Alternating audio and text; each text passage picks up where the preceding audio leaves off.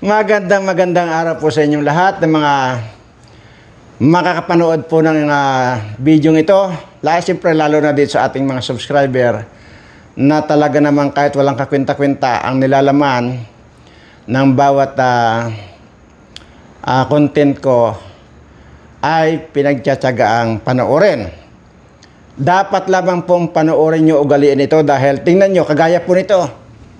Dito nyo lang po malalaman sa channel ng Birana Live Studio TV. Yung pong kaganapan na may nakita, nakakita, actually hindi lang nakakita kundi nagbuyang-yangan na talaga. Na itong si Lisa, itong si Butod na Lisa, ay nakasuot ng tibak. Si Bangag naman ay nakasuot ng bahag.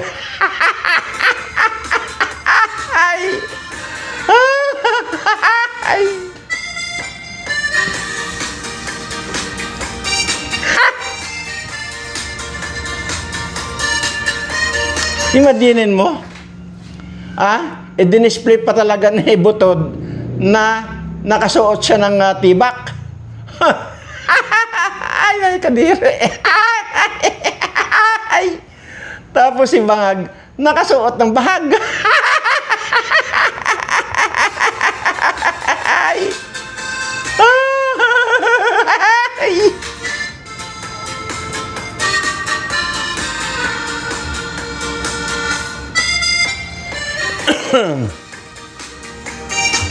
Ayan po at seryoso na po tayo.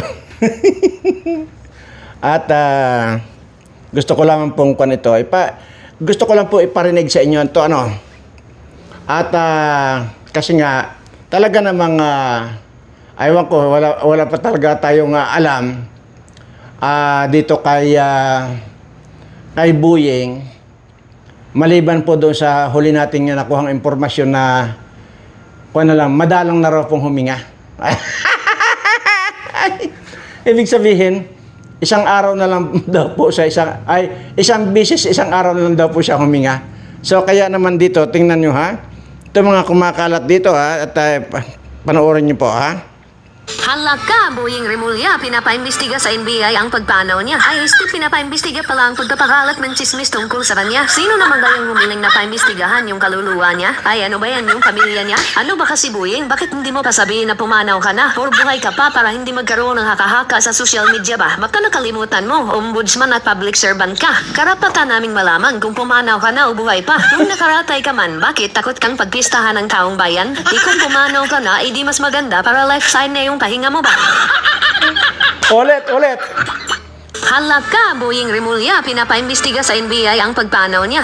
Pinapaimbestiga pala ang pagpapakalat ng chismis tungkol sa kanya. Sino naman kayang humiling na paimbestigahan yung kaluluwa niya? Ano ba yan yung pamilya niya? Ano ba kasi Buying? Bakit hindi mo pa sabihin na pumanaw ka na? Or buhay ka pa para hindi magkaroon ng haka-haka sa social media ba? Baka nakalimutan mo, ombudsman at public servant ka. Karapatan naming malaman kung pumanaw ka na o buhay pa. Kung nakaratay ka man, bakit takot kang pagpistahan ng taong bayan? Kung pumanaw ka na, di mas maganda para lifestyle na yung pahinga mo ba?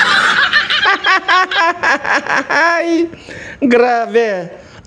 Talaga namang hindi matatawaran yung mga ganitong mga lumalabas sa social media.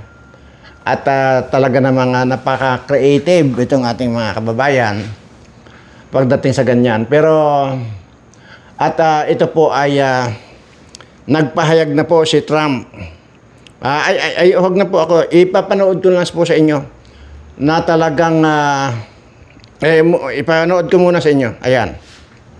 I will use every diplomatic channel available to ensure that Rodrigo Duterte is treated fairly and to push his release from the ICC. Strong leaders deserve support. Ulit. I will use every diplomatic channel available to ensure that Rodrigo Duterte is treated fairly and to push his release from the ICC. Strong leaders deserve support. Ayun. So talagang kwan po ito. Kaya po yung anumang oras nga ay pwede na po talagang pauwiin na si President Duterte kasi talagang lahat ng paraan ginagawa na po ni Donald Trump para i-release na nga si PRRD. Anyway, ito pa ang mas matindi sa ICC. May 3 pamamaraan ang Russia para gipitin itong mga ICC na ito. Para gipitin itong mga ICC. May 3 pamamaraan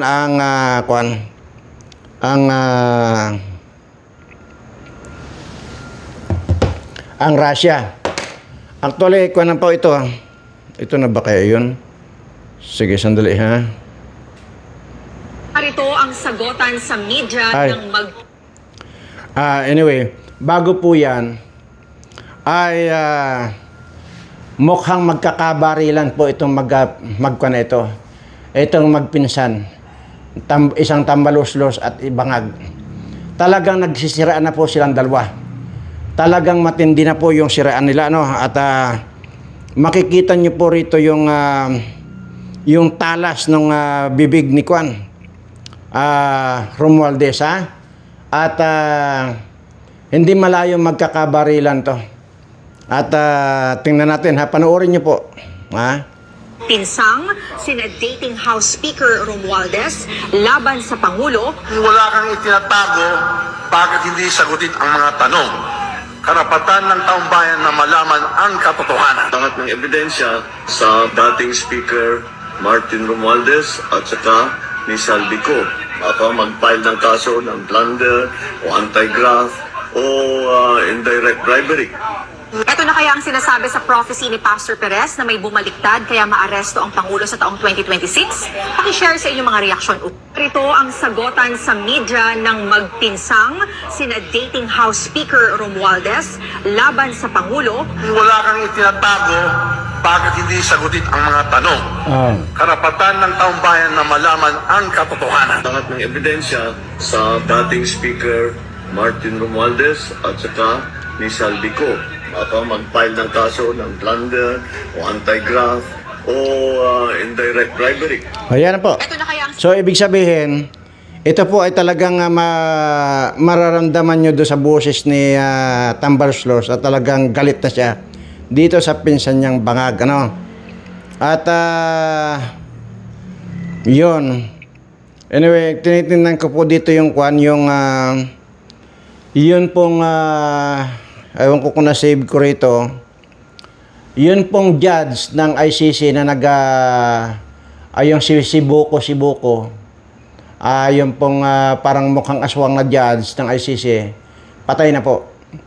Comatose, patay na. Yun po ang magandang balita dahil at least unti-unti na talaga may kanto. Talagang may kamandag itong si PRRD, sa totoo lang. Puro minamalas lahat yung mga nang-api sa kanya. O kagaya ni Torre. 'Di ba? Alam niyo naman 'yon si Torre. Wala na po naagnas na po ang bayag ni Torre. See? So lahat po yung mga nang sa kay President Duterte, lahat yan may mga may mga may mga dinadala na ng problema. O kagaya niya, naagnas na yung bayag ni Torre. O, so matindi po yung dasal ni Pastor Kibuloy na talagang mananagot yung mga umapi sa kanila. O yan, kaya na ngayon.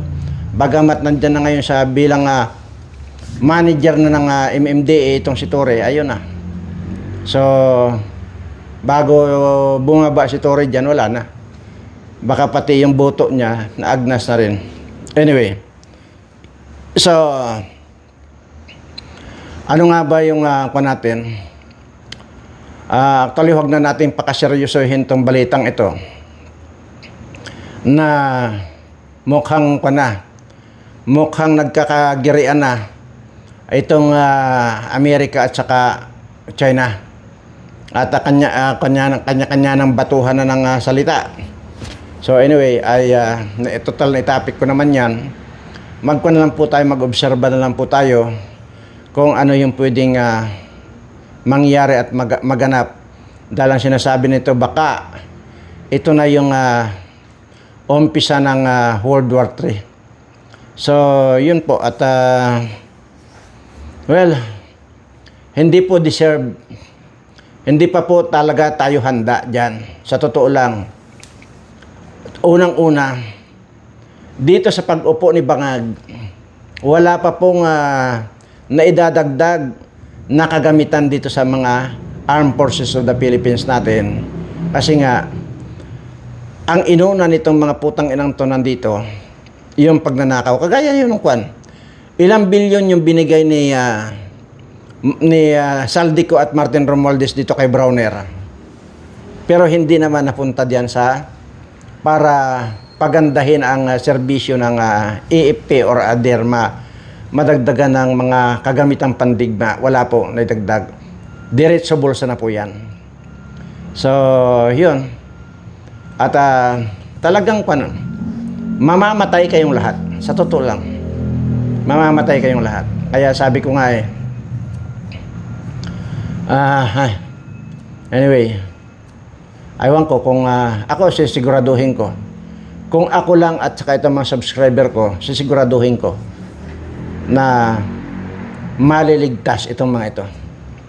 Dahil mayroong kaalaman. Kaya lang, nalulungkot pa rin po ako dahil mayroon pa rin pong nagtatanong kung ano raw ang gagawin doon sa kalamansi at sa kasili. Yun po yung sinasabi ko dati sa inyo pa. Matagal ko na pong paulit-ulit na sinasabi na kapag kasi mayroon akong video dyan, panuorin ninyo ng buo para sa ganon, hindi kayo malulugi. Ngayon, sino ngayon ang lugi? Nakita nyo lang yung title, hindi nyo na pinanood. Tapos ngayon, gipitan na, saka kayo magtatanong kung anong gagawin doon sa kalamansi at sa kasili. Nandyan po yan sa videos ko. Sa mga videos ko, kalkalin nyo po yan. Umpisahan po nyo sa umpisa, makikita nyo po dyan yung thumbnail na kalamansi at sa kasili na magliligtas sa inyo. Yan po yung thumbnail. Yun po ang panoorin nyo. So, yun po yung sinasabi ko lagi. Na huwag kayong kwan. Kwan lang kayo. Makita nyo ang title. Ayon, hindi nyo naman pinanood. Kaya tuloy, pagka ganyan na talagang mayroon ng dilubyon darating, saka kayo magkukumahog. Anyway, wala namang problema sa akin yan. Manood kayo o hindi, walang problema sa akin. Hindi sasakit ang tagiliran ko. Pinagpapaunahan ko na po kayo. Sabi ko, kung kayo ay nag-aaksaya ng oras dito sa mga ibang mga vlogger dyan, ay bakit hindi niyo pag-aksayahan ng oras ito na mayroon akong itinuturo? Kagaya lang mga gamot-gamot na yan ang mga itinuturo ko sa inyo. Tanungan ng tanungan, ay nandyan nga eh. Diniscuss ko na nga eh. Kasi ayaw niyong panoorin. Kaya, saan ako sasagot ngayon sa tanong ninyo? Hindi na po ako sasagot sa tanong ninyo. Nandyan lahat sa mga videos ko yan eh. Yun ang lagi ko sinasabi sa inyo. So, ayaw niyong makinig. Anyway, kayo naman yan ang magkukuhan. Yun nga sinasabi ko na pagka nagsaboy na ng kuwan, nagsaboy na ng grasya ang Panginoon, wala na kayong nasalo. Kasi unang-una, hindi nyo alam kung saan kayo pupunta na para sumalo ng grasyang isinaboy ng ating Panginoon. Wala. Kagaya lang yung kwan. Ito lang, yung kahapon na in-upload ko. Yung sa thumbnail, patay na. Sabi ko ganyan. Oh, magtatanong sino raw yung namatay. Ay samantalang napakaliwanag yung diniscuss ko na si Abante ang patay na. Di ba? So anong kanon? Di ba? Anyway, sige lang. Wala. Kaya, kaya sabi ko nga po sa inyo, paulit-ulit, kaya nga paulit-ulit ko sinasabi sa inyo, kung iniisip niyong walang kakwenta-kwenta ang nilalaman ng mga videos ko, panoorin nyo lang. Sisiguraduhin ko sa inyo. Yan mismo ang makakapagligtas sa inyo. Dahil, yun nga itinuro kong kalamansi at saka sili. Nuclear weapon ang more na gagamitin ng mga mandirigma ngayon. Hindi na uso yung tirador. Hindi na uso yung tagaan. Hindi na uso yung samurai o ano pa. Hindi na uso ang baril. Nuclear weapon ang gagamitin. So anong panon? Ano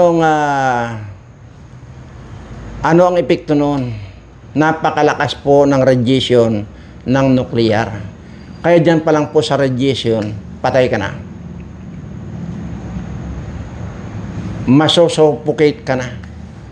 Ay ngayon, kung alam mo yung proseso ng kalamansi at saka sili, di nakapaglagay ka, maiwasan mo yung masuffocate ka ng radiation. Diba? Yan po, pero sige lang. At basta nasabi ko na po yan sa inyo. Kasi unang-una, nakakatulog kaya kayo noon, yung gano'n na may diniscuss ako, tapos hindi nyo naman pinanood yung video na paano ninyong hindi malaman? Paano niyo malalaman kung hindi nyo pinanood? Tapos magtatanong kayo. Ngayon at ito na nga, may nakaambang gira na nga tayo. Yun lang ang alam ko, pwedeng panangganin nyo, wala na. Kahit pa paano. Maparadiation man yan o ano, virus man yan o ano man, lason man yan. Ang titirahin naman yan mga viruses na yan, ang pakakawalan na yan, mga respiratory. Once na langhap mo yan, patay ka dahil nga antimano papasok sa respirator mo yan, respiratory mo. Doon patay ka na agad. Ay kung mayroon ka nga nung tinuro kong kalamansi at saka sili, hindi papasok. Ganun lang po. So, wala na pong kwan. 1,000 beses ko na pong diniscuss yang kalamansi at saka sili. So, kayo naman po ang mag-effort na para isa-isahin nyo yung mga videos ko. Matutumbok nyo rin yan. Paulit-ulit ko lang sinasabi yan. Kaya, wag na. Sabi ko nga po sa inyo, kung paulit-ulit pong sinasabi ko na huwag kayong magko-comment nang hindi nyo napapanood ang video. Kasi nga po, pag nag-comment kayo, kagaya na lang ng sino raw yung namatay. Di ba sinabi ko na nga dyan sa video kung sino yung namatay? Bakit ka magtatanong? So, ibig sabihin talaga, sorry to say, pero ing-ing ka. Ganun lang po. Anyway, kakapanan lang po natin yan. Kalimutan na po natin, bahala lang kayo sa buhay ninyo. Nandiyan naman po sa mga videos yan, hindi po ako nagdadamot, pero kalakalin ninyo po dyan sa mga videos ko. Kung gusto ninyo. Pero kung hindi naman, wala akong pakialam. Ngayon, mapunta naman po tayo dito sa kwan. Actually, magmula po nung December. Magmula po nung December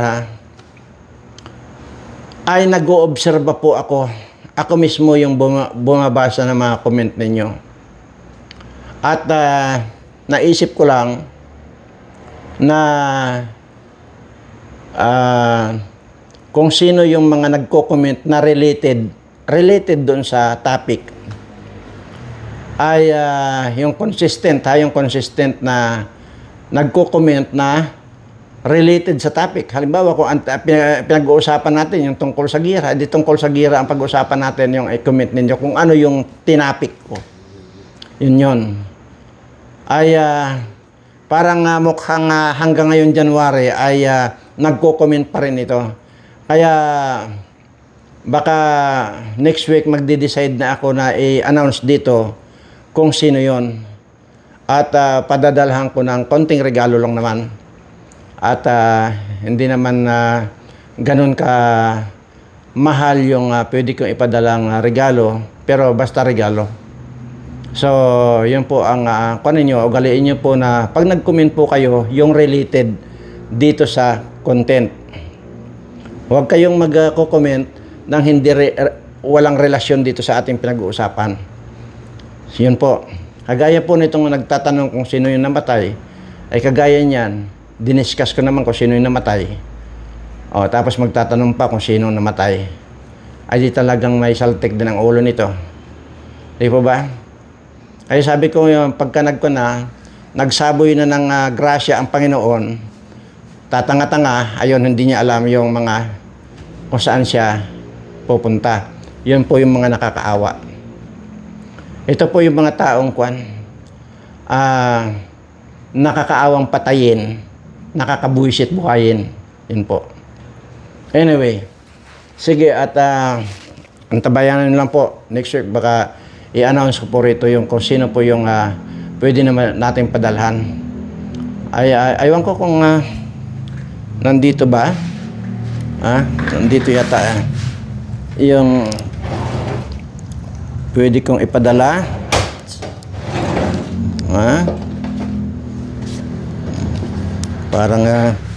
Parang nandito ito yata yung mga pwede kong ipadala, no? Mayroon po dito ay ito lang po ito lang po yung available dito. Ayan. Ito po siya, ha? Ito po. Yan. Yan po yung pwede kong ipadala doon po siya nag-comment na consistent magmula noong December na yung base doon sa topic ang kino-comment niya, hindi yung kung ano-ano. Ito po ang pwede kong ipadala. At siguro pag in-announce ko na rito kung sino, ay pagpipiliin ko siya kung yan ba yung pinakita ko or ito. So, yun po ang gagawin ko ngayon.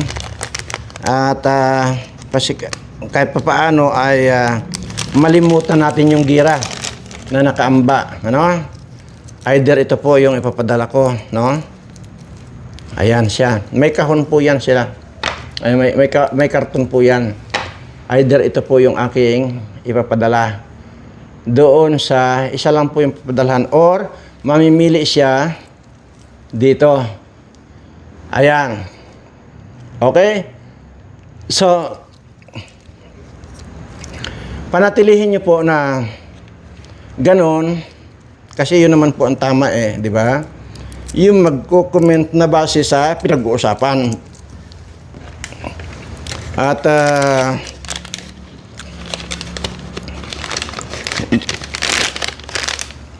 para nakakasiguro tayo na talagang napapanood yung actually itong pinagpipilitan ko lang naman sa inyo yung panoorin nyo kasi nga unang-una para sa inyo po ito hindi po para sa akin.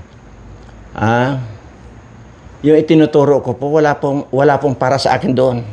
At saka yung itinuturo ko po sa inyo hindi po ako naniningil ng bayad. Ano po? So, ganun lamang po. At sa makuan pa po tayo marami pa rito. May mga kahon pa po yan. Ito. Saka ito. Ito yan siya, ha? Ayan. So, next week na po yan. I-announce ko kung sino yung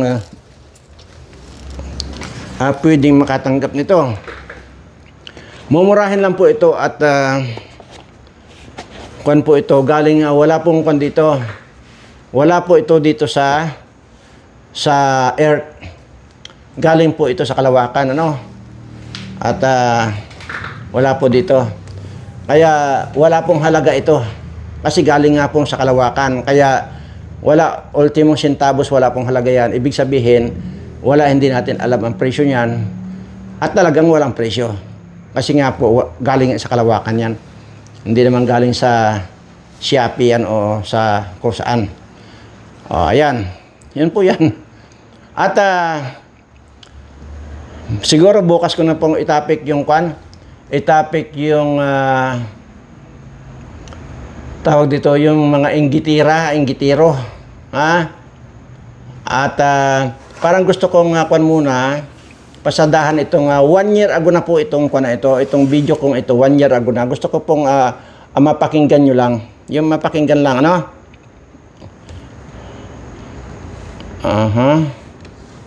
Saan na ba yun?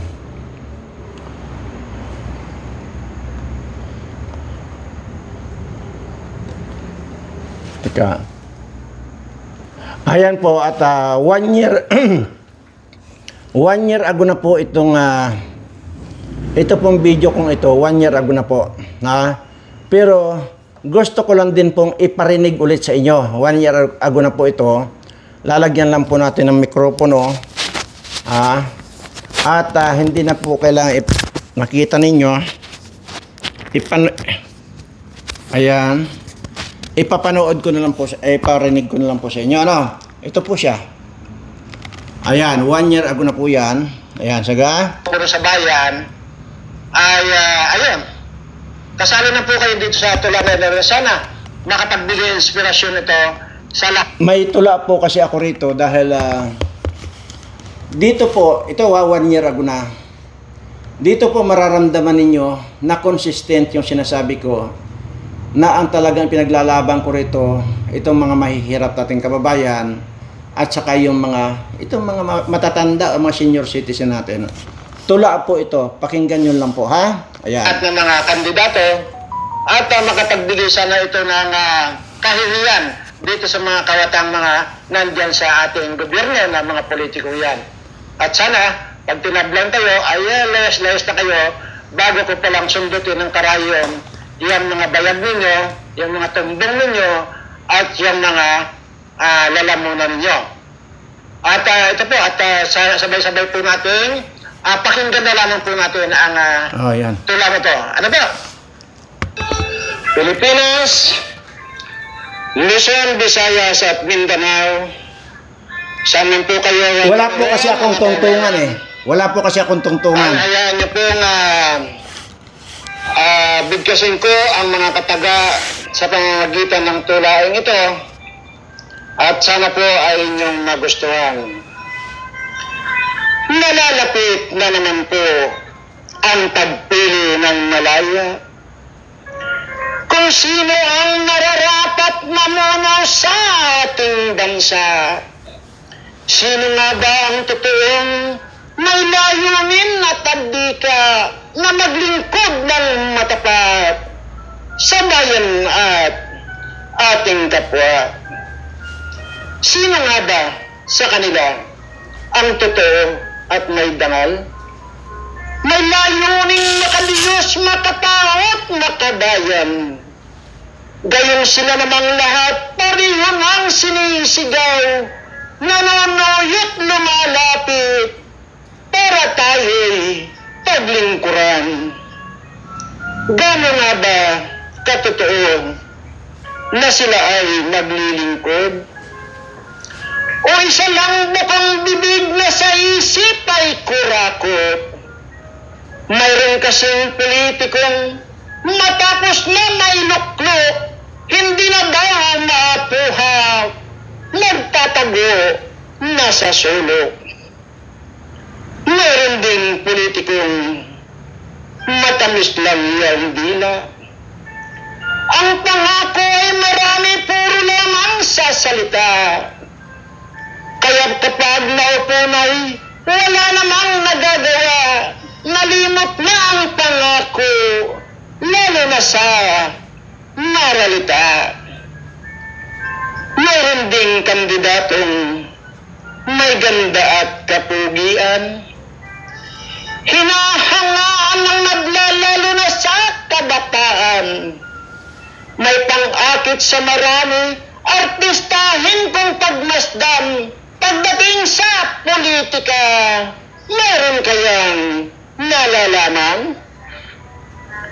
Meron namang kandidatong magaling na makisama, bukas palad sa harapan at talagang gumagasta.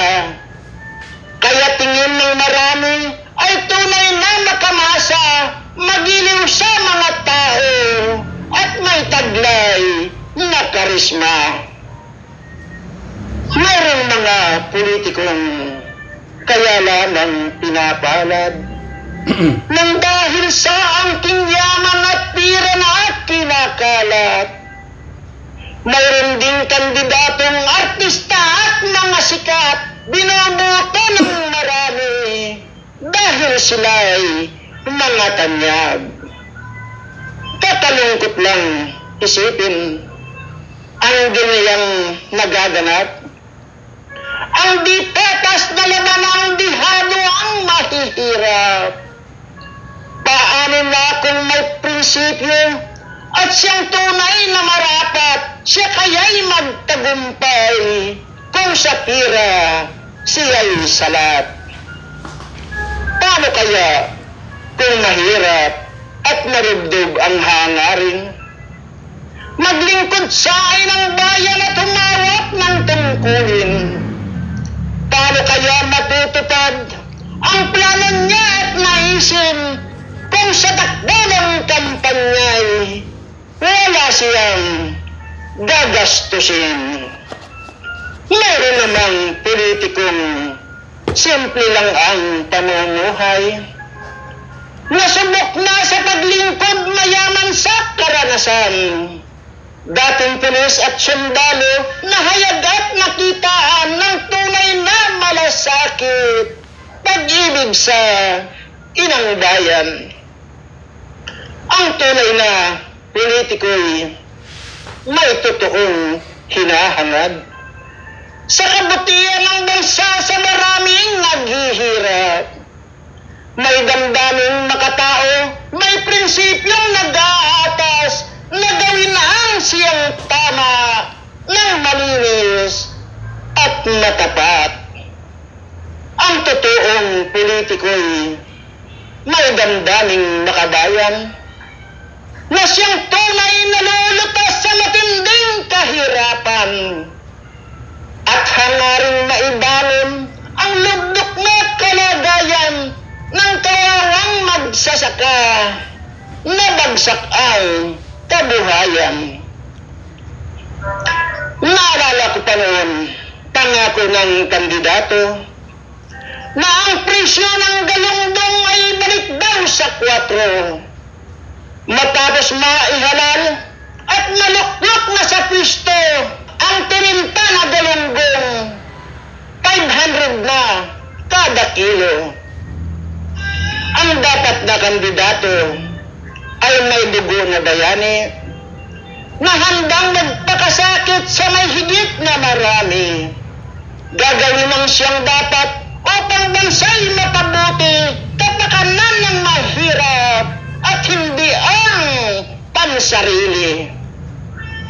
Ang tunay na politiko'y may damdaming makabayan na handang magpakasakit para sa pangkalahatan. Handa tayong pagtanggol, isusugal pati buhay para lamang sa dignidad at tunay na kalayaan. At isa ring Jose Rizal ang marahan nagpadilat sa isipang nakapikit ng lahitang sangpalad. Ang ginamit na sandata ay ang talim ng panulat na sa puso ng dayuhay lubha noong nakatinag. At si Andres Bonifaciong ama nating katipunan, nagbangon din at nanguna sa madugong himagsikan sa pagtulong nila Plata at Hasintong pumatnubay, nilabanang walang takot ang masakim na dayuhan. Iyan ilan sa bayaning dapat nating ikarangal. Dakilain ng maramit dapat sanang matularan. Dahil lamang sa pag-ibig, nagbuwis ng kanilang buhay, ipagtanggol lang ang lahing pinangbayang minamahal. Balik tayo sa ating paksa sa pagpili ng pinuno. Huwag basta magpadala sa pangako't pamumuyo. Tiyakin na ihahalal ay ang tunay na may puso at damdamin matutupad sa pangako. Maganda daw sa eleksyon ay mayroong kandidato ang ngayon ay palangiti palabati na sa tao. Samantalang nung daw dati, masalubong naman sa kanto ay hindi ka papansinin na animo ay suplado. Ngunit lagi nang isipin at ating pakatandaan, may taong di masalita kung ating pong pagmamasdan. At simple lang kung kumilos, busilak ang kalooban, may damdaming makatao, matulungin, mapagbigay. Meron namang kandidatong dati waring walang kibo. Kilatis mo'y mahihiyain at medyo may pagkadingo. Ngunit kapag sa halalan nakilamas, nakihalo, warin mo ay kay bait, palaging ta, opo, opo. Kung ako ang tatanungin, sinong dapat na iboto? Ang nais ko ay batikan at subok na sa serbisyo. Nahitik sa kaalaman kung paano asinso ang bansa at ilang bayan, lalo't higit ay ang tao. Pero mayroon ding baguhan na isipan ay malawak, na alam na ang gampanin masigasig at masipag. Mayroon namang politikong parang baga kung maglingas, kasabihang lingas kugon, sa simula lang maliyag.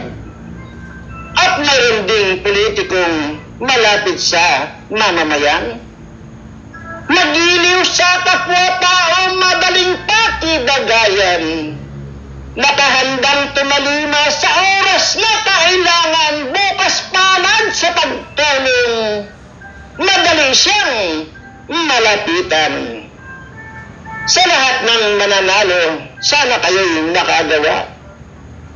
Karagdagang mga batas na pabor sa matatanda, upang hanggang malakas pa bago man lang mamayapa, mapasiglat maigawad, asikaso at kalingap. Pagkat di na maamoy ang bulaklak at korona, di rin nila magagastos ang amuloy ninyong pira. Paano nila malalasak ang handog nyo sa kanila kung latag na ang katawan at pagto na ang hininga? Huwag din sana kalimutan ang paglingap sa mahirap. Isipin ang kagutuman kung paano malulutas. Lingapin ang maralita kung paano mayaangat ang antas ng kabuhayan. Sa gutom na di naranas. Huwag sana ang isipin ay sariling kapakanan at kung paano mababawi ang ginastos sa halalan. Lagi nating isaisip kung paano maiibsan ang hirap na dinaranas ng maraming mamamayan. Sana po ay inyong nagustuhan yung aking ginawang tula at pinarinig sa inyo. At bagamat wala sa tono, ay ang importante doon ay yung mensahe. Na ang sinasabi po doon sa tula ay wag lang puro pangako at lalo higit ay gawin ninyo ang tama para sa ikabubuti ng ating bansa at huwag yung singhot ng singhot na nagiging resulta kayo'y pangiwi-ngiwi. Ayan. At kung tayo ay ngiwi na lang habang buhay, aba ay baka pati itong mundo ay maging ngiwi na rin. Lalo na kung hindi na mapigilan yan inyong pag-ngiwi-ngiwi, ayan, dahil dito sa singhot kayo ng singhot. At sana, bago ako magtapos, ay Yan na po yung 1 year ago na po yan, yung tula akong yan. At Kung dito po sa yan po actually ay reminder lang po diyan sa mga politikong kakandidato. At noon dahil nga po nakita ko naman yung kalagayan nga nitong ating mga kababayan na talaga namang hirap na hirap sa buhay, kaya nagawa ko yung tulang yan. At maging dito sa mga matatanda, mga senior citizen natin, na kaya nagawa ko yan dahil nga doon sa ano pa ba naman yung saka natin padadalhan ng bulaklak yung isang nandoon na sa ataol. Papaano pa nga naman niya maaamo yung bulaklak na pinadala ninyo at yung abuloy ninyong dinala, ayun na, nasa ataol na siya. At yan din po yung ngayon, i-remind ko lang po kayo, lalo na itong mga kabataan, na may mga magulang pa, na may nabuhay pa yung mga inyong mga magulang na matatanda na, mahalin nyo na po. Iparamdam nyo na po sa kanila yung inyong pagmamahal sa inyong mga magulang. Dahil pag wala na po, putol na ang hininga ng mga yan, hindi na po nila ma-appreciate yung inyong pagmamahal na ibinabalik sa kanila. Dahil kayo manong maliliit pa, walang duda na ultimong langaw ay ayaw nilang padapuan kayo. Yun po yan.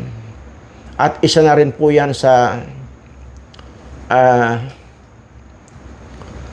mas pinagpapala ng ating Panginoon yung mapagmahal sa magulang. Yan po ang tandaan ninyo. At yan po ay tahasang sinasabi ko sa inyo. Dahil ako, kung hindi ko manadatnan sila, yung mga magulang ko, nung time na sila ay pumanaw parehas, wala pong oras, wala pong minuto na nilimot ko sila. Lahat po ng minuto, oras o ano pa mang araw na nagdaraan, nandito po sila sa isipan ko. Sila po ang nasa isip ko. So, hindi ko man nakita yung kanilang pagkamatay, ay alam ng Diyos kung gaano ko kamahalang ang mga magulang ko. Kaya ngayon pa lang, umaapila ako sa inyo, sa lahat ng may magulang pa, mahalin ninyo ang inyong mga magulang. Huwag ninyong pagdadamutan. Dahil sa totoo lang, maliit na bagay na ipasalubong ninyo sa mga yan, napakalaking bagay na po para sa kanila, napakalaking kaligayahan na sa kanila yung ginawa ninyo. Pagkagaling ninyo sa trabaho, pag kusamang kayo galing, yung mabigyan nyo sila ng maabutan ninyo ng kaunting pasalubong, napakasaya na po ng mga yan. Sabay yakap, sabay bulong, na mahal kita tatay, mahal na mahal kita nanay. Siguro hanggang dito lang po at emotional po ako pagdating sa magulang ang pinag-uusapan. Sige po, hanggang dito lang po.